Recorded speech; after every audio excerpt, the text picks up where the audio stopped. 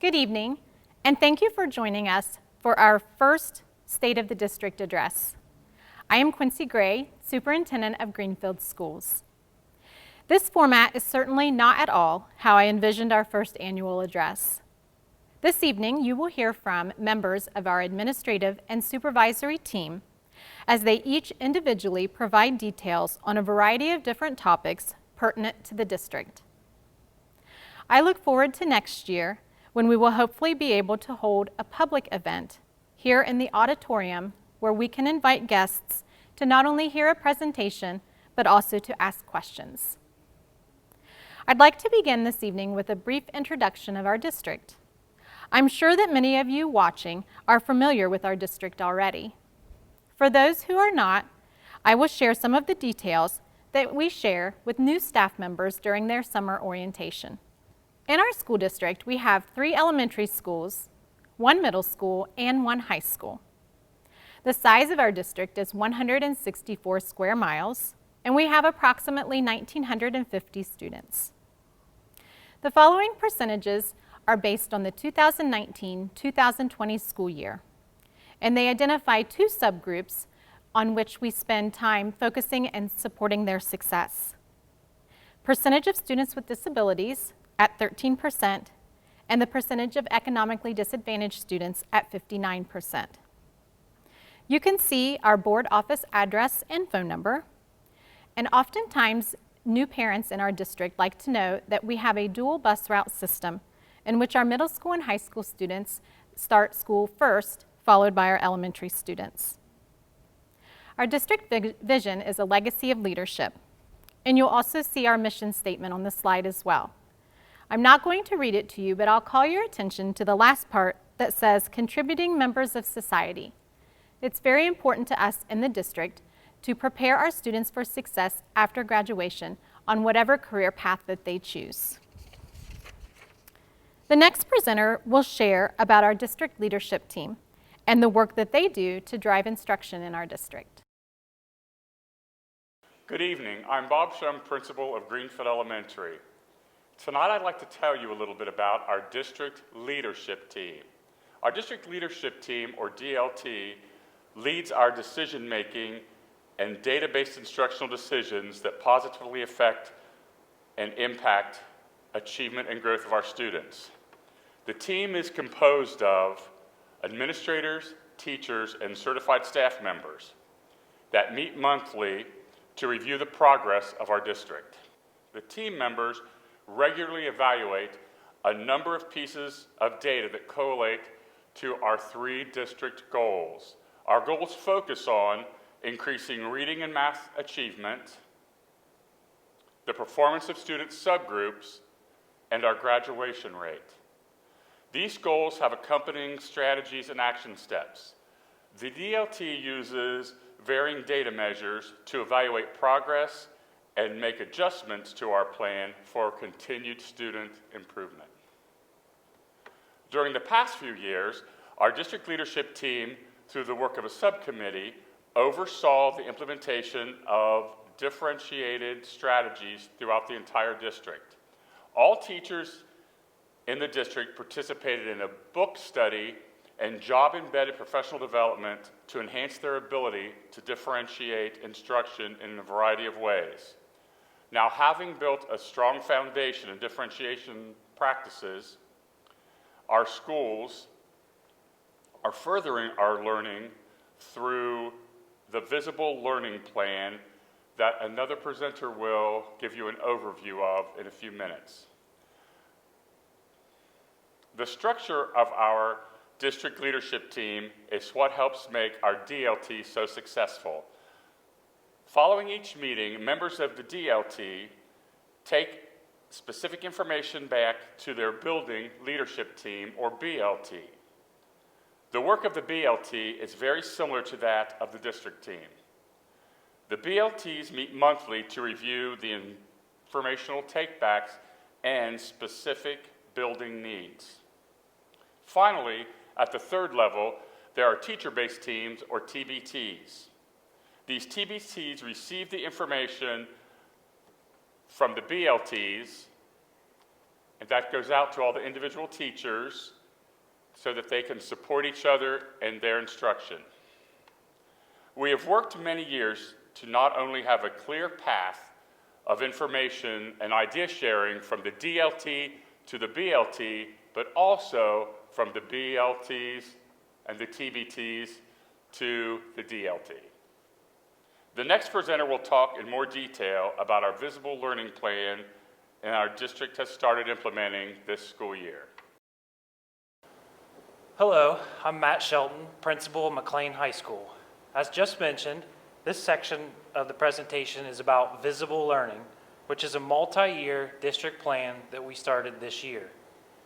In year one, we're focusing on learner dispositions and clarity. I'm going to read to you the vision statement, and then we'll talk more about what specifically learning dispositions and clarity are in our school district. The Greenfield Exempted Village School District will build a culture of visible learning and a legacy of leadership that empowers all students and staff to embrace challenges, persevere, take ownership, and continuously grow as engaged learners.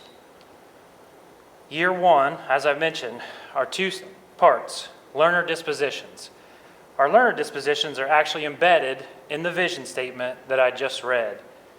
Once again, we teach students and staff to embrace challenges, persevere, take ownership, continuously grow, and be engaged learners.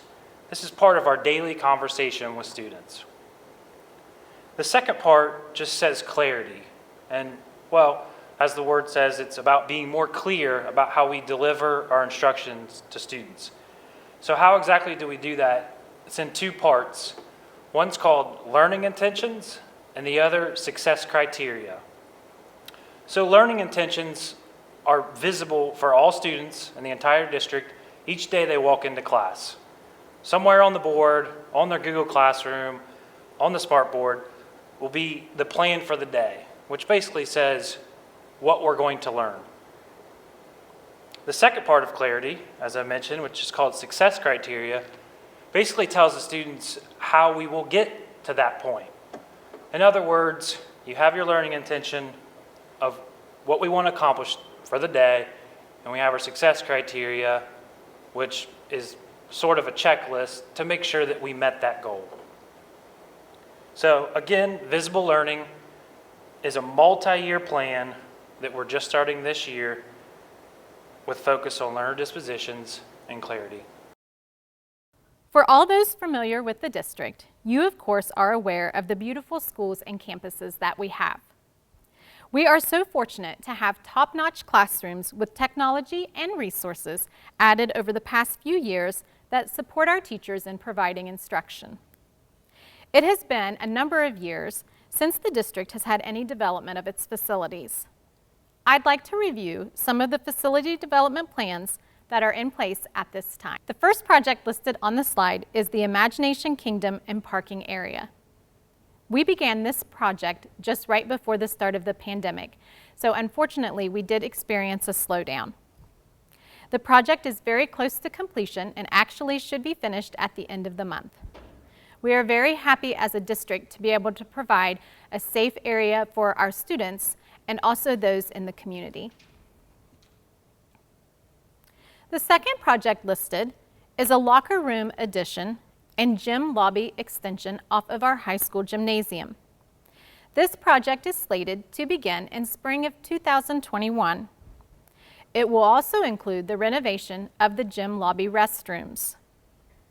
This project will allow our district to have appropriate changing and preparation areas for not just athletics, but also our drama department. The third project listed is a transportation, maintenance, and storage building at our current practice field. This project is slated to begin in spring of 2021 as well. You will see on the slide a description of what will be included in the project. There will be a bus facility, including a service area and transportation offices, a maintenance facility, which will include equipment storage area, an area for our athletic and also band who use the practice field to be able to store equipment, and also some outside shade elements for those who use the field on a regular basis. The fourth and fifth projects listed on the slide do not have dates associated with them. As we start the projects that we will begin in the spring, we will have a better idea of when these projects will move forward.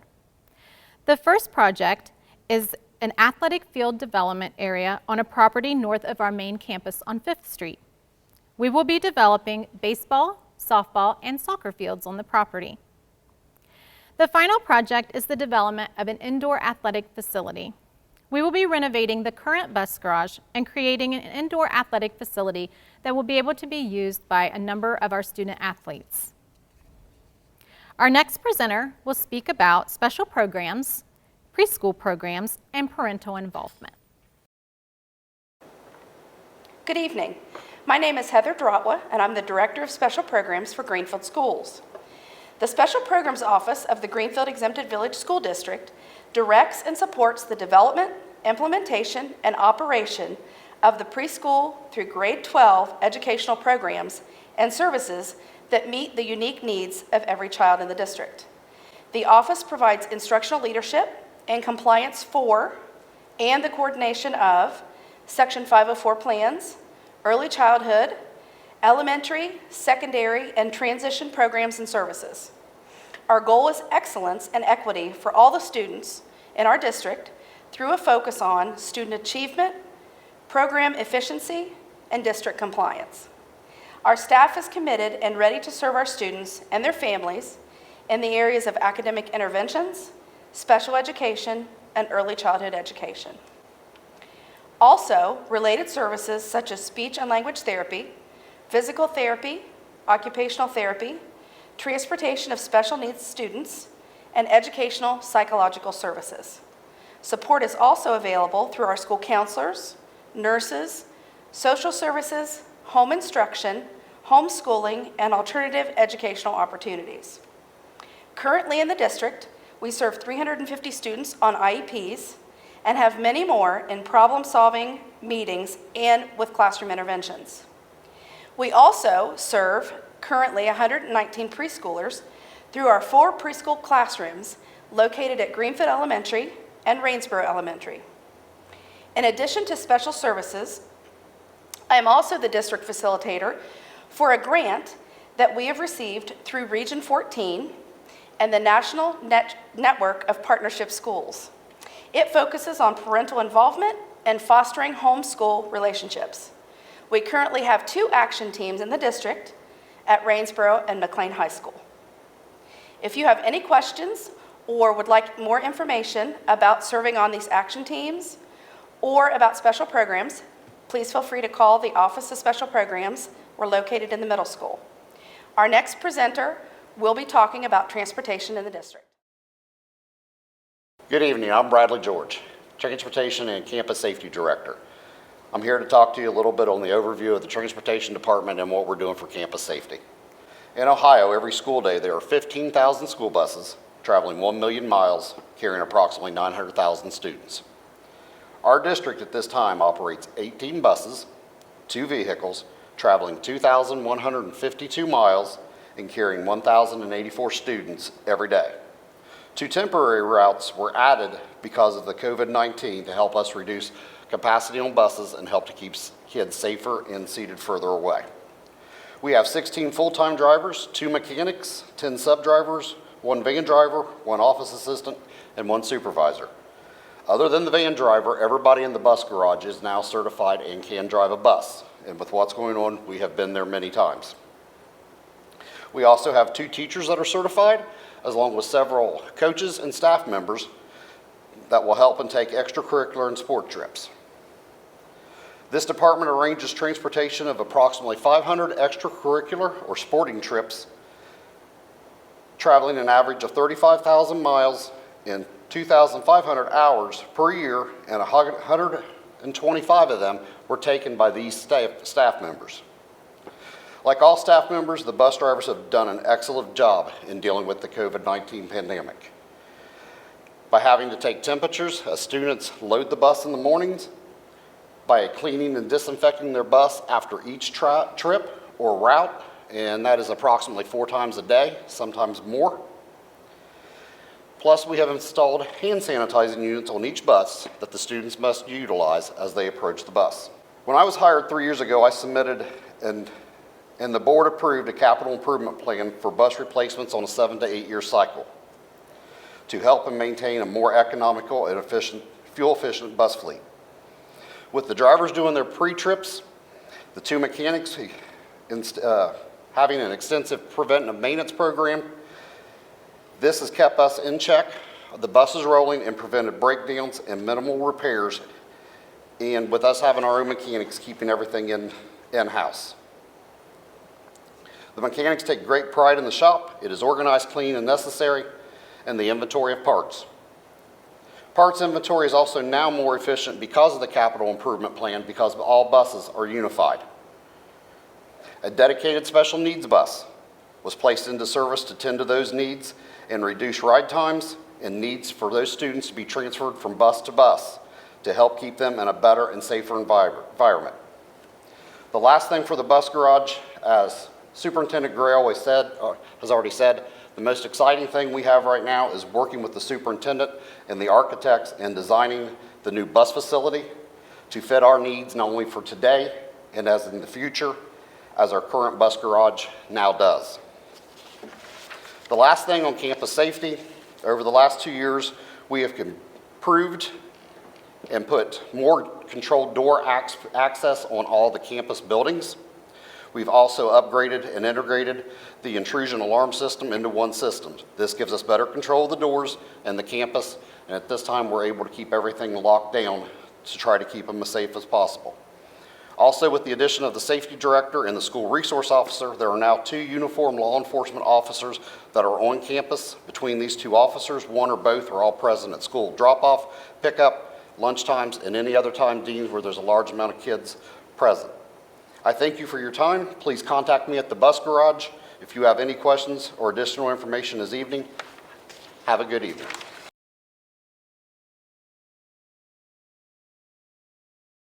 I wanted to take just a couple of minutes to share a COVID-19 update.